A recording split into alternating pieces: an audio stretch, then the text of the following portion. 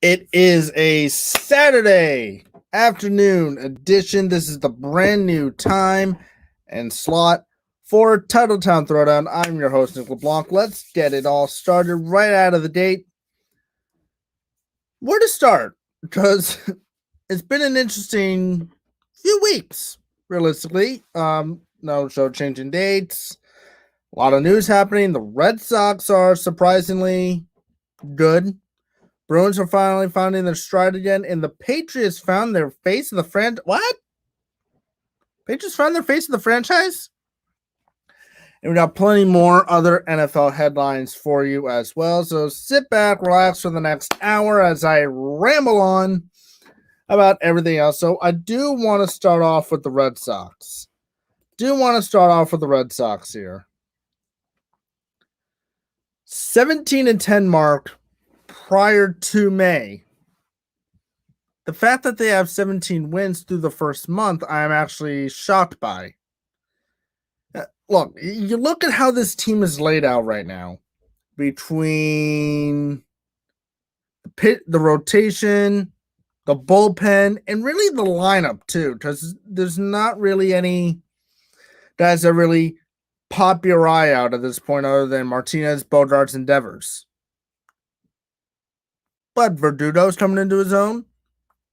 Hernandez looks pretty good. Bobby Dahlbeck's starting to find his stride a little bit here in the majors, but that hasn't really been the main point. Main point is the Red Sox bullpen. And look, that's still an Achilles heel to this team because the bullpen can implode at any minute. They've had a couple implodes already. But one thing we should really look for too is that when it comes to the Red Sox, they have a lot of stingy pitchers. No, one guy that look like they can't even get out and do not belong on a major league mound, and then the next outing, they're dominant. It's been the case with Darmson Hernandez. It's been the case with Adam Ottavino. Really, the three pitchers that I can really point out in the Red Sox bullpen right now that have either shocked me or blown me away. Garrett Whitlock, where the hell did you come from and where have you been? He is outstanding. Matt Andrees, I don't know where the hell you came from. I forgot where you came from, but oh my God, you've been huge. And who's this imposter being Matt Barnes? Who is this imposter being Matt freaking Barnes? Matt Barnes has pitched outstandingly here in the first month of the season. I thought he would have already have like 3 blown saves by this point, but no. The hell did Matt Barnes even come from?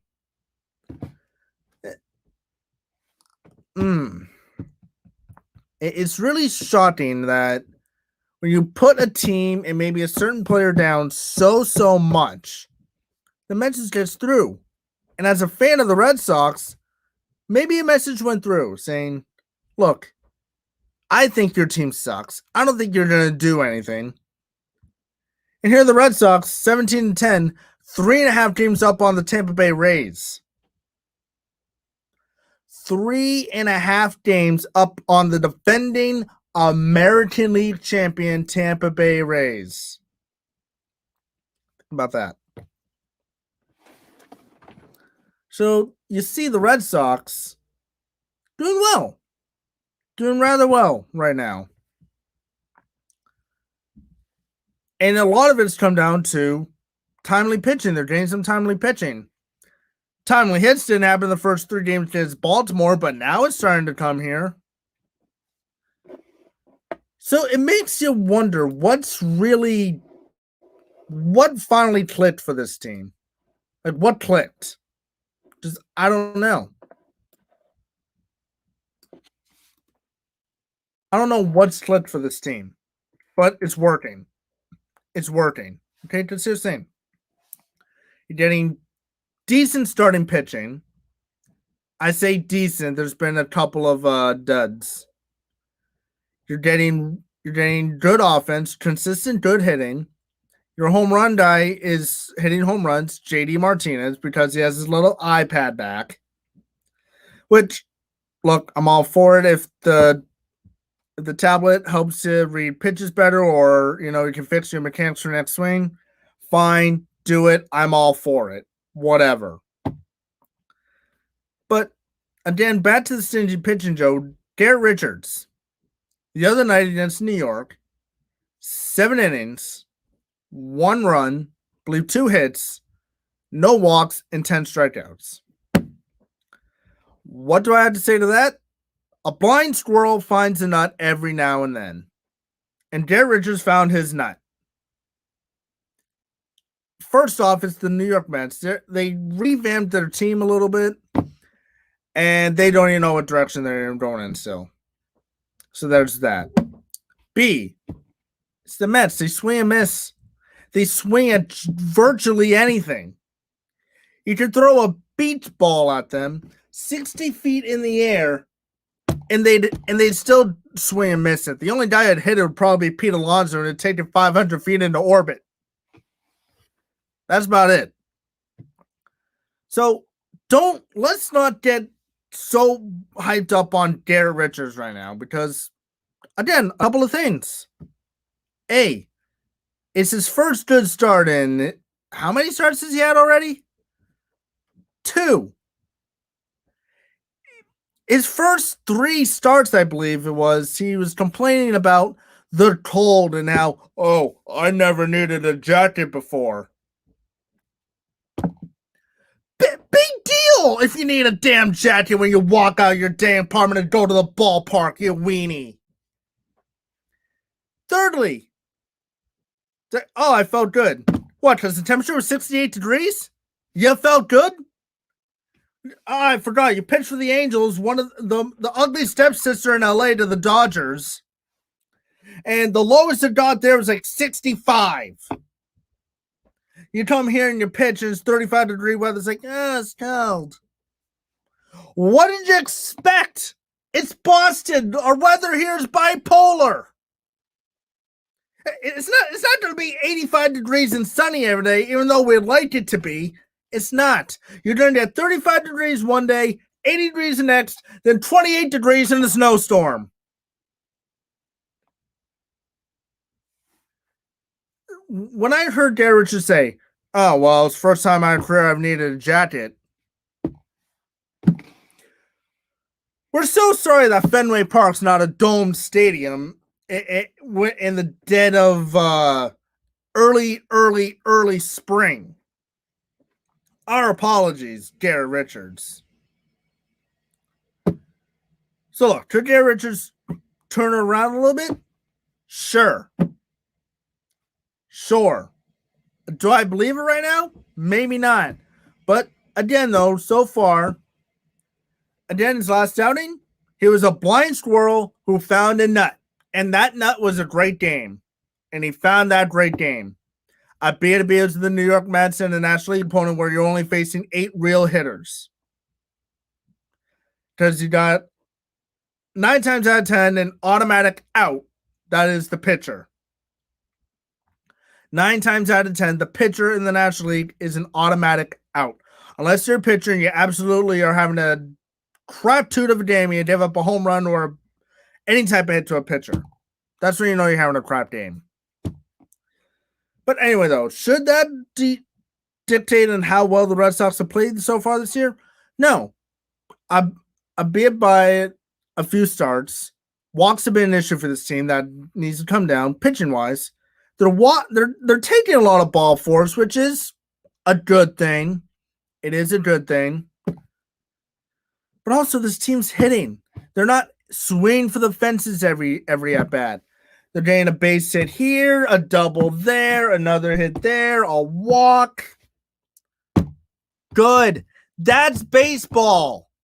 That is baseball that we like to see. Look, I like home runs just as much as the next guy, and I hate strikeouts as much as the next guy, but that's what this game has been. Walk, strikeout, home run. That's it. Nothing else in between. So you come to this, see the Red Sox doing single, double, another single, another double here. It's great.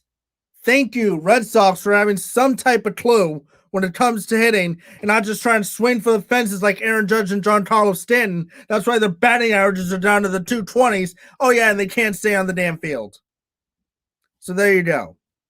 All right, there's your Red Sox thought. Bruins finding their stride here a little bit. 6 games remain after today against Buffalo. What do the Bruins need to do down the stretch to secure a playoff spot? And they still got one team breathing down their necks. Discuss the next TitleTown Throwdown on all fans-only sports platforms and Naked Sports.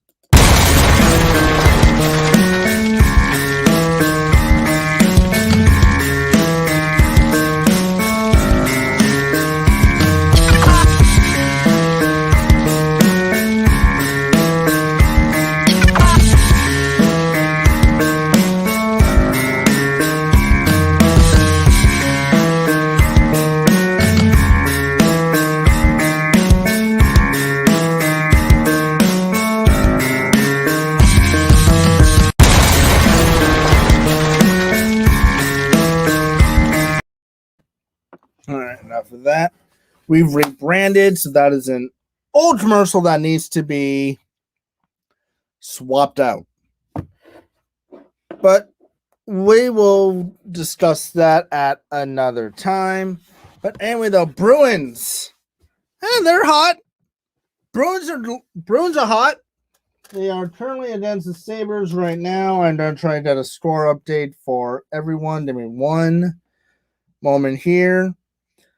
Jeremy Swayman, he is in net for the Bruins today. Took a rest. Just funny thing about Swayman that I want to pick up on here. Where in God's name did you come from? I know where you came from. You came from Providence. But again, where did you come from? And B, where the hell have you been? This kid, Swayman, he is unbelievably good. Unbelievably good. He's probably the heir apparent to Rask, as Rask was to Thomas. Now look, to Rask, he's had issues. To Rask has absolutely had issues. And as I say that, Bruins have scored a goal, 1-0. Craig Smith, this is by Krejci and Hall. That line's looking great. More on both Taylor Hall and David Krejci and that whole line in a little bit. But back to Swayman for a second. He is NHL ready. But yet, Tuukka Rask has said that he wants to come back. He wants to come back. The Bruins want David Krejci back. But do the fans want David Krejci back? That's the big question there. As a fan of the Boston Bruins, do you want Tuukka Rask back? Do you want Tuukka Rask back as a Bruins fan? Rask wants to be back. The Bruins want to bring Tuukka Rask back. As a fan, do you want Rask back? Because this is the same guy who has had what a lot of people like to allude to as faked injuries to get out of big games, i.e. 2015 and 2016 comes to mind when the Bruins are fighting for a playoff spot and they can get into the playoffs on the final day of the regular season. Or was it? I believe it's just 2016, not 2015. 2015, they were out of it after 3 games to go. My memory is piss poor, as you can tell. But anyway, though, as a fan of the Bruins, do you want Tuukka Rask back? Do you want to? I mean, I'm okay if he comes back. I mean, it's not. Hey, look, you can do a lot worse than Tuukka Rask. All right? You can do a whole lot worse than Tuukka Rask. But you can also do a lot better than Tuukka Rask. Now, albeit some guys haven't played like it this season, and guys have been injured. But there are certainly more options available there than Tuukka Rask. But you got a guy here who still wants to be here and wants to play. and die up in the wings. And Swayman. I think Swayman's the next number one goaltender here. Big question is, are the Bruins ready to finally move on, though, from their core guys? Are they ready to move on from Krejci? Are they ready to move on from Rask? At some point, Bergeron's going to retire. Will Marchand be here in, say, 3-4 years? Will Pastrnak be here in a few years? So the whole clan from 2011, not very many of them are left. Rask, he was the backup. He's still here. David Krejci, he's still here. Bergeron's obviously still here. Marchand's still here. I think that's it. That's it. Just those four guys from 2011. 4 players from your Stanley Cup run in 2011 are still here. Char's in Washington. Sagan's in Dallas, but you'd never hear from Tyler Sagan anymore because he's basically gone.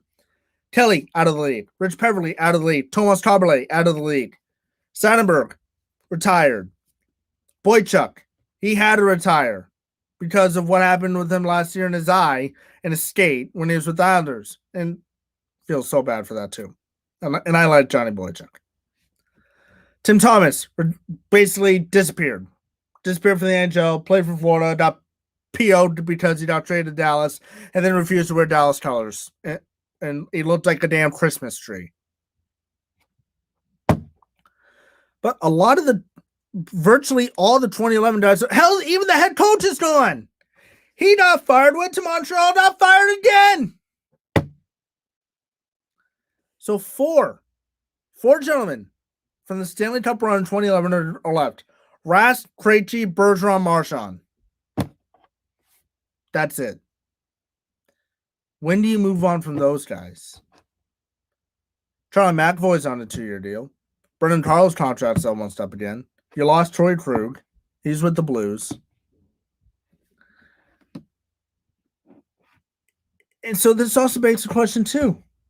Is the Bruins window closing, or is it closed? And it's time to reset. I don't think it's time to reset because this Bruins team's still competing. They're 6 points ahead of the New York Rangers, who are an up-and-coming team, and could probably steal a playoff spot next year. But still, though, you have to think about it. You have to think about it. Are the Boston Bruins still legitimate Stanley Cup contenders? Are they legit Stanley Cup contenders? Or are we just fooling ourselves here? Because he's still got the core of Bergeron, Marchand, and Krejci, and he's your goaltender in Tuukka Rask. Your ex-captain's gone. All the leaders that you liked, they're either still in the league or they're out of the league. Milan Lucic is another guy. He's been bounced around a few times now. Since he got traded to LA. He's been with LA, Edmonton, Calgary. I think still with Calgary. The guy's been everywhere. Nathan Horton had to retire. Mark Recchi retired, but we knew that anyway. It's been 10 years since this team has hoisted the Stanley Cup. You could have again in 2019, but you effed that up too. And I think that was really the Bruins' last true window. Are the Bruins Stanley Cup contenders still? Sure. I believe it. In the Eastern Conference, they can still get 1 of 8 spots. Easy. But look at the teams that are in the Eastern Conference in a normal type season. This is not a normal season. This season, I'm not saying that this season doesn't count. This season counts for everything. But in a normal year, though, because the Bruins this year, they didn't face a team like Carolina. They didn't face a Tampa. They didn't face Toronto. They didn't face not many good teams in the East, actually. Not many. Look, you faced Washington a bunch of times already. You faced Washington 7 times.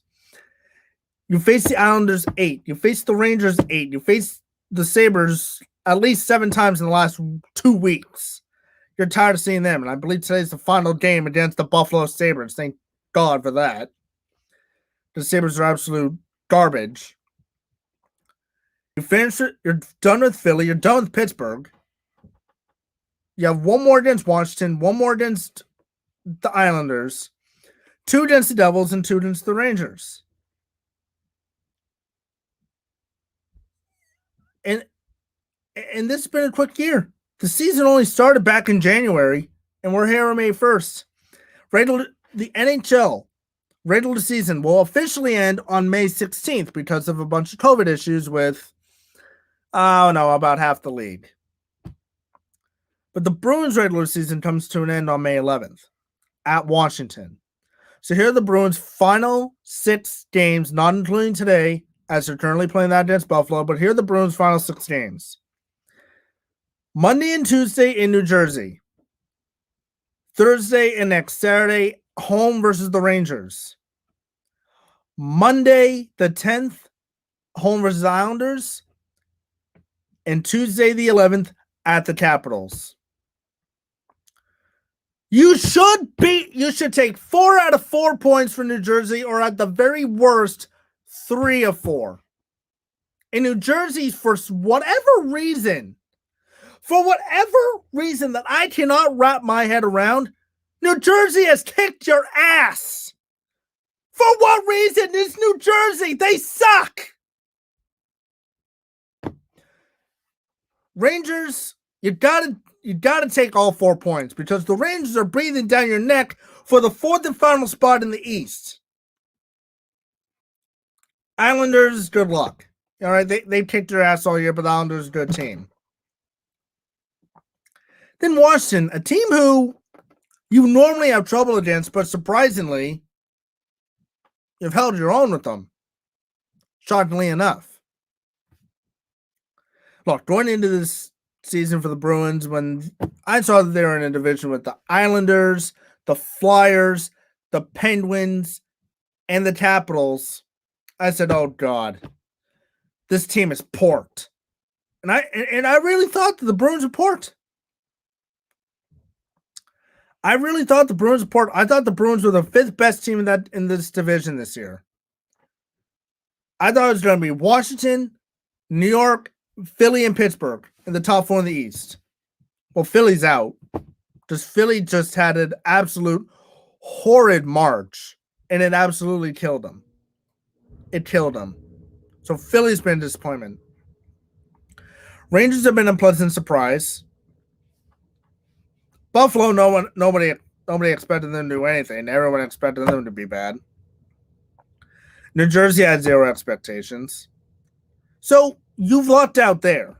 The Bruins have lucked out because, look, 3 of the 8 teams, they do what they normally do, and they just go out and win. You were doing that too for a while, then you started losing, but now you're starting to win again. But Philly was a massive disappointment. The Rangers have been a shock, and the Devils and the Sabres have been as advertised. You know, the Sabres, they had a 16-game losing streak at one point, and they were just an absolute joke. So I'm going to read you off the 16 teams in the NHL playoffs right now. And we're going to get to football in a minute because I have a lot of thoughts on that. So right now, in the East, it is the Capitals, Penguins, Islanders, and Bruins. Capitals and Penguins are already in. But you're in the top 4 in the East. The Maple Leafs are in. Followed by them, it's the Oilers, Jets, and Canadiens. In a normal setting, the Canadiens would be absolutely nowhere close to a playoff spot. They'd be nowhere close. But they're there. In the West Division, Vegas, Colorado, Minnesota, they're all in. St. Louis is hanging on by a thread by 3 points to Arizona. San Jose and LA, they're making a stab at it, but they got a lot. They got a lot of ground to make up. And in the Central Division, the Hurricanes, Panthers, and Lightning are all in. It is a battle between Nashville and Dallas for that 4th and final spot. Nashville holds a 2-point lead over Dallas, but Dallas has a game in hand. But the Bruins are playing their 50th game tonight. Bruins are playing their 50th game right now. And they still and they're still going to have a game in hand over the Islanders who play tonight. So They're still going to have a game in hand over the Islanders. They have a game in hand over Pittsburgh. And if Washington plays tonight, like I believe they do, yeah, they do, you're still going to have a game in hand over Washington. And Washington's the last team you play. And you got a game in hand on the Rangers, who've played 51 games. Opportunity is there for the Bruins. And you can knock out the Rangers by beating them in a week. So simple. All right. So, Matt Jones, he was drafted by the Patriots. We're going to go right into it. No break. I had something set up, but I could not get to it fast enough. Anyway, though, Mac Jones is the new face of the New England Patriots. Potentially. So what does it really mean? What does all this mean? Look, is Matt Jones starting right away? I'm going to answer this bluntly. It is a resounding no. Mac Jones is not starting right away. Call me an idiot. Call me be like, no, he's going to start right away. Cam Newton sucks. And yes, I know Cam Newton sucks. I know Cam Newton sucks. Okay, I get it. But are you really ready to turn the keys to the shiny car to a guy who, at Alabama, had 56 career touchdowns, 7 interceptions, which are great numbers, but had so much freaking talent around him? I'm pretty sure his top 2 receivers went before him. If my memory serves correctly, his best receivers went before him in the draft, and that's not a shock. What is shocking, though, is that the Patriots didn't try to trade up to get Mac Jones if they knew they were going to get him, or try to trade up to get Justin Fields, who fell to Chicago at 11, because Chicago traded up from 20 to 11. And I'm also surprised the Patriots didn't pick. I'm surprised the Patriots stood pat at 15 and then shot me when they drafted the quarterback. Now, I know the narrative. Oh, first time Bill Belichick's drafted a quarterback in the first round. Why the hell do you need to draft a quarterback in the first round in the first place?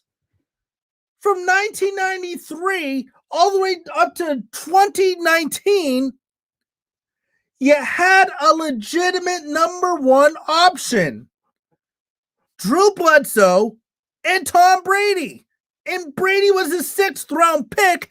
Bledsoe was the 1st overall pick in 1993. So from 93 to 2019, you had a consistent number 1 guy. You didn't need another quarterback in the first 3 rounds. Yeah, you got Jarrett Stidham in round 4. He stinks. Jim Garoppolo, you got him in round number 2. Yeah, he's good. Can't stay on the damn field, though. Ryan Mallett, I believe he was a 4th round selection. Ryan Mallett sucks. Brian Hoyer, 5th round. Hoyer sucks. Kevin O'Connell, I forgot where you got him from. I remember the name. I think it was like a 3rd, a 4th, maybe a 5th. He blew. Really? If you really truly think about it, you look at all of Brady's backups through the years. The only backups that you could really feel really good about if Brady went down with an injury or, in 2016's case, suspended, there's only 2 guys that you just felt super comfortable with coming in. And it was Matt Castle and Jimmy Garoppolo. That's it. What other backup did you feel really good about if Brady went down with an injury? You didn't. Because we all knew if Brady went down with an injury, this team was porked. I think they got screwed in 2008. Now look, there are teams ahead of them that had a better record. I get it, but you had a division runner that went 8-8, and that were the San Diego Chargers. So there you go. Matt Castle got had a fantastic season, but got slapped in the face, got backhanded in the face because a team from the AFC West only went 500, and that whole division couldn't keep their crap together. Garoppolo, he had a good 6 quarters. All right? He had a good 6 quarters, and he did make the most of it. Jacoby Brissett, I didn't feel good about him, but you managed. You managed with Jacoby Brissett, which is probably more than you could say about Brian Hoyer, Kevin O'Connell, Ryan Mallett, all those type of guys. Was Brissett like a monster? No. Did you really feel good about him initially? No, but he did good enough to get you by 2.5 games. He did good enough to get you through 2.5 games with the Garoppolo injury and the Brady suspension combined into one. So other than that, there haven't really been many good, reliable backups. Jared Stidham you couldn't really trust because you didn't know Chad had to Stidham.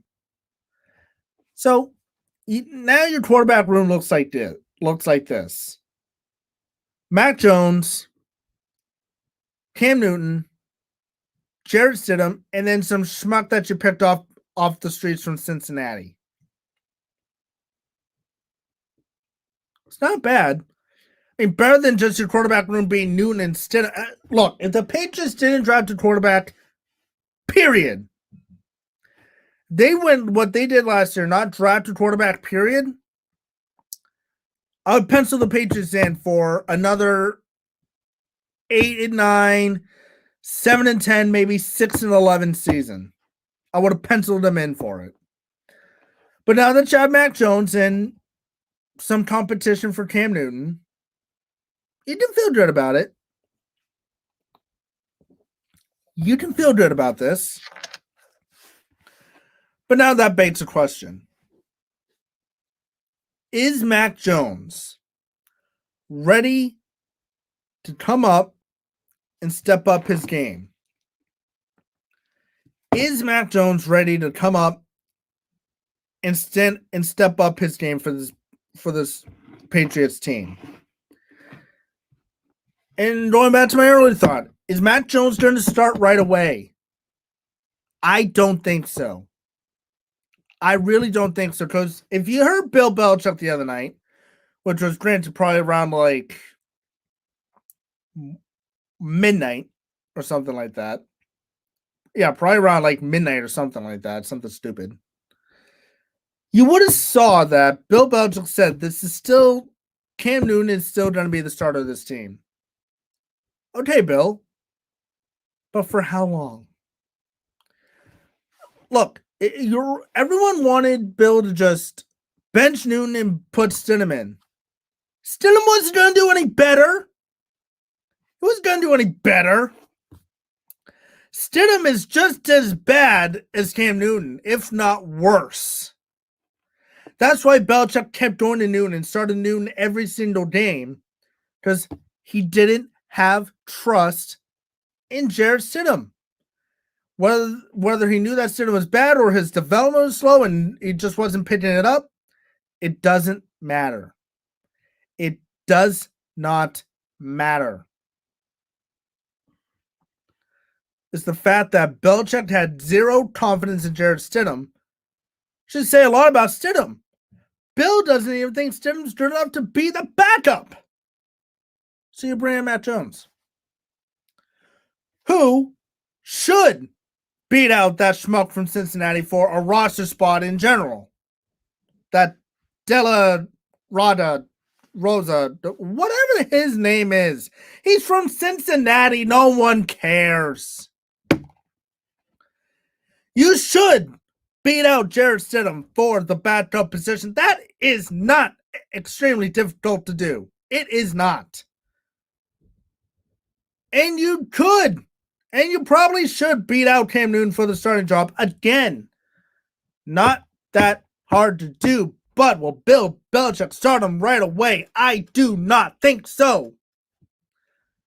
I think Bill would want him to develop a little bit, watch under a veteran quarterback like Cam Newton, and just see how the NFL game is. You know, all the film studying, reading the defense, all that happy jazz. Because Newton is thrown right in the fire. All right. And this is probably an advantage that guys like Fields and Lance and Jones are going to have an advantage of. Good veteran presence, good veteran presence quarterbacks who have been in the league. They know how it operates, and they can learn under that. Zach Wilson, Trevor Lawrence are going to have to learn on the fly. They have to learn on the fly because those two are starting week 1. There's no question about it. I mean, as a Jets fan, and I will gladly crap on the Jets as much as I want. As a Jets fan, do you really want Brian Hoyer starting for you? If Brian Hoyer starts for you, you might as well just surrender 31 points right away and lose 52-0. Because that's how bad Brian Hoyer is. He'll forget how many timeouts you have. No. He'll forget that you don't have a timeout.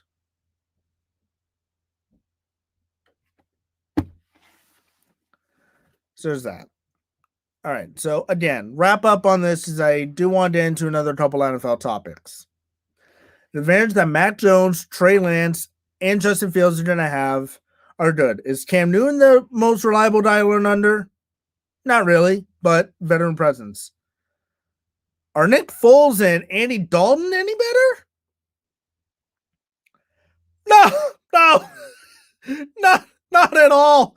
Nick Foles caught lightning in a freaking bottle, and Andy Dalton just stinks. That dude couldn't win a playoff game at all, let alone barely get to the playoffs. So Justin Fields is screwed. I hate to say it. Justin Fields is screwed. Trey Lance has a legit shot. Just Trey Lance will steal Jimmy G's job. And then and the 49ers come out and said that Garoppolo's going to start 2021. They hope he starts the entire season in 2021. So, and this is where I want to start off with some NFL headlines here. The 49ers are a confusing bunch. They say they're not trading Garoppolo and that they're committed to Garoppolo, and yet you trade up with the Dolphins from 3 weeks ago. You draft Trey Lance at 3, who probably went a little high in my honest opinion, but it's right around there for him is good. And you do all that to still say that you hope Garoppolo starts all 17 games.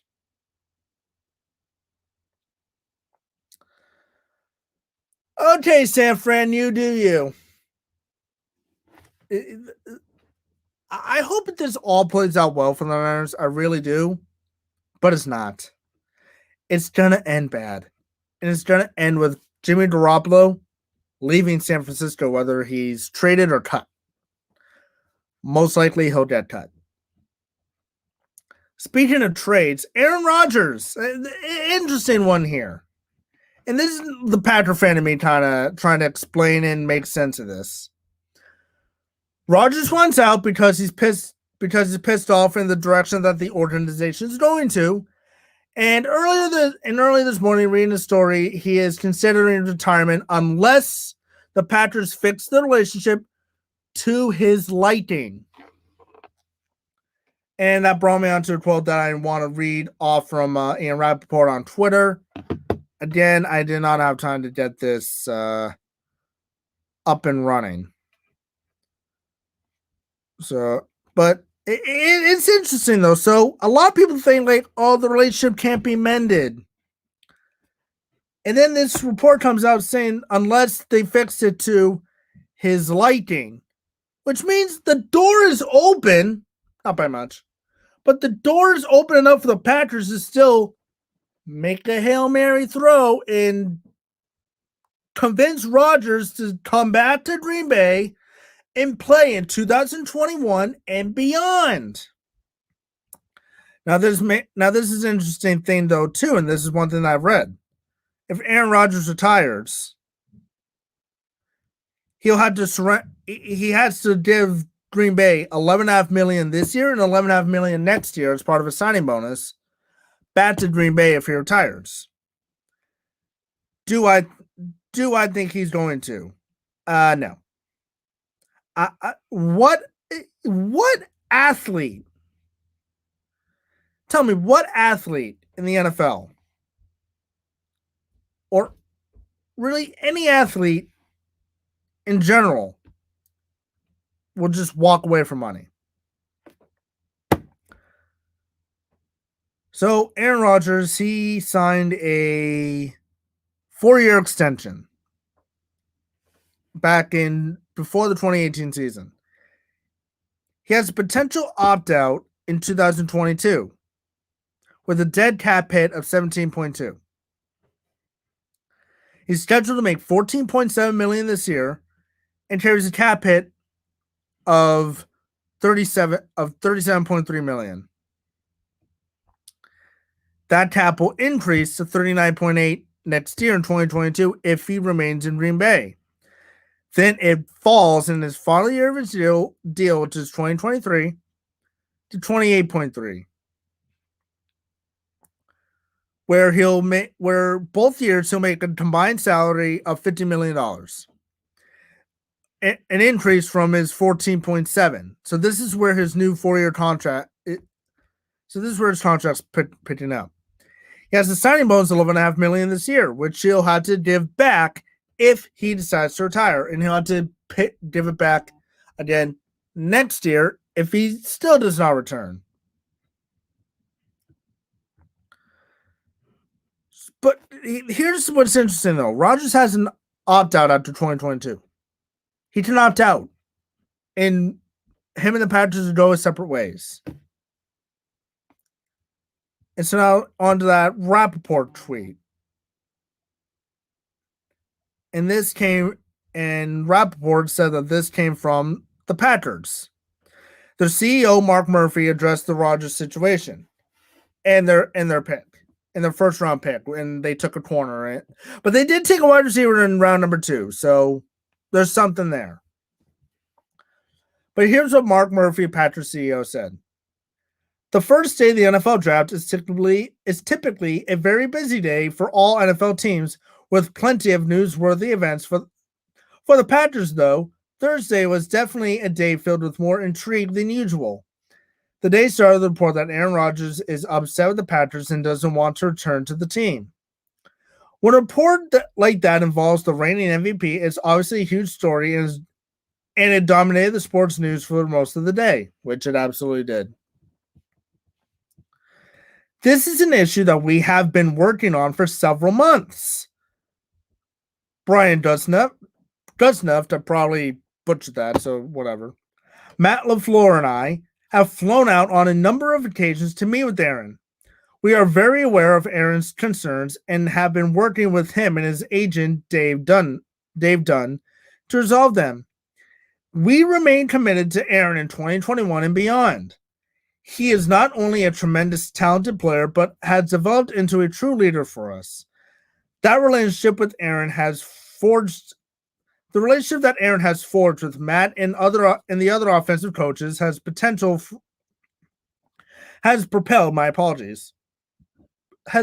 us to the brink of the Super Bowl in 2 straight years. We look forward to competing for another Super Bowl championship with Aaron as our leader. Oh, and by the way, we drafted a pretty good player in the first round in cornerback Eric Stokes, my apologies again, from the University of Georgia. We had him rated very highly, and I saw a lot of smiles on the faces of both scouts and coaches when the pick was announced. The way our game has evolved, you never have enough good corners. Well, the ending statement is true. The problem is you didn't have a bright-minded defensive coordinator to really show those skills. And yeah, it's not a wide receiver. That's something that Aaron Rodgers has been wanting for. Hey, Patriot fans, doesn't this sound a little familiar? Talented quarterback in a situation, getting frustrated with the team / coaches GMs for not putting talent around him. Doesn't that remind you of a certain number 12 who fled to Tampa Bay last year and who was hoping to get some talented receivers here that would have convinced him to stay and retire up here? Coincidence? I think not. So again, back to the retirement thing. Could Rodgers retire? Sure. I mean, Rodgers has been banged up throughout his entire career. He'd have a reason to retire. He's been banged up. But do I think Aaron Rodgers would pull a Brett Favre? No. Yes, the relationship there is bad. And they drafted Jordan Love last year. And I think a way out of this mess is to maybe draft another quarterback late in the round, pick up a quarterback off the streets to be a backup, and trade Jordan Love somewhere else. That's my thing. I mean, Jordan Love, there's not much insight on him. I mean, the guy hasn't even thrown an NFL pass. So there you go. That's one thing. Number two, and this is a biggie. I don't see Rodgers suiting up for another organization. Granted, I don't think he'll ever suit up for a team within the division. I think he has enough respect for the Patriots to never do that. Suit up for another organization, though, who would want him? He's still very good. He's 35, so he's not old as dirt, but he's also not a young stud either. And look, teams would value Aaron Rodgers. They put guys around him, but he'd only be a bridge guy. He'd be a bridge guy before they decide to replace Rodgers. I think that's Brady's situation. But he's the guy. You know, there's no competition for him at all. Kyle Trask, who got drafted yesterday to the Bucs, he's going to learn under Brady, but it's still going to be 2 years before Kyle Trask even will step out onto a football field. That is if Brady retires in 2 years, which we all think and a lot of people pray that he does. But Brady's kind of, if you think about it, though, Brady, high-profile guy, he's 43. Still high praise for this team. Still high praise. But Brady, he can be considered a bridge guy. Do I think Jordan Love is ready to take the reins as an NFL quarterback? Hell no. He is not ready to be an NFL quarterback yet. Look, I think this whole situation with Rodgers will get resolved. I think he will play in 2021, and it will be for the Green Bay Packers. After 2021, who knows? He might want to decide to retire in 2022, or he might want to leave and pursue other opportunities. He's earned the right to do that. But I am going to say this, though, and this goes for Tom Brady. And this goes for Brady too, and every other quarterback who's in their 30s in the NFL right now. You are one catastrophic injury away from your career being over. Aaron Rodgers has had his collarbone broken twice. He's another collarbone away from his career being completely over. Brady, he's already had one knee blown out. He's another knee injury away from it all ending. Russell Wilson, he's remained pretty healthy. He'd be an injury away. Roethlisberger does have multiple injuries. He's an injury away. He's had ankle and shoulder and elbow issues. He's an injury away. So that being said, final thoughts on this. Is Aaron Rodgers getting traded? No, because the Patriots have clearly said that they have no interest in trading him, and they're not going to. So there's that. And any rumors about Rodgers and the Broncos close to the deal? No, that's not true.